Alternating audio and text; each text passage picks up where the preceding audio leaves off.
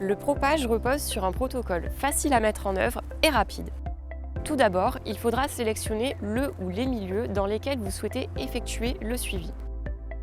Au sein de ce milieu, vous définirez une ligne droite à parcourir appelée transect. Elle doit mesurer de 100 à 300 mètres.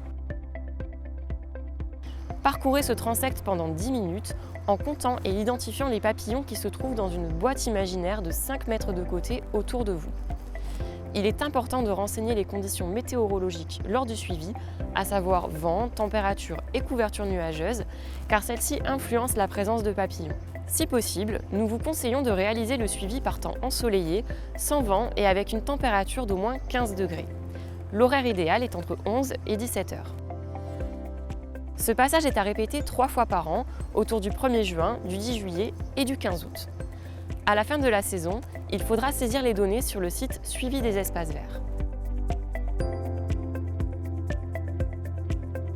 De nombreux outils sont à votre disposition pour participer en toute autonomie. La fiche Habitat permet de caractériser votre milieu. Choisissez la grande catégorie à laquelle votre milieu appartient, puis affinez la description avec les critères proposés selon l'habitat. La fiche Terrain vous permet de faire vos relevés. Le principe est d'utiliser une fiche par transect et par an. Pour chaque passage sur un transect, vous noterez la date, l'heure de début du transect et sa durée, ainsi que les conditions météorologiques. Vous noterez également les espèces observées et le nombre d'individus par espèce. Plusieurs outils d'identification sont à votre disposition. La planche vous permet de visualiser d'un coup d'œil les 38 espèces et groupes d'espèces prises en compte dans le suivi à taille réelle. C'est l'outil idéal à avoir avec vous lors de votre passage sur le transect. Le guide Papillons des jardins, des prairies et des champs présente 52 espèces de papillons communes en France, avec des éléments de biologie et les critères d'identification ainsi que les risques de confusion.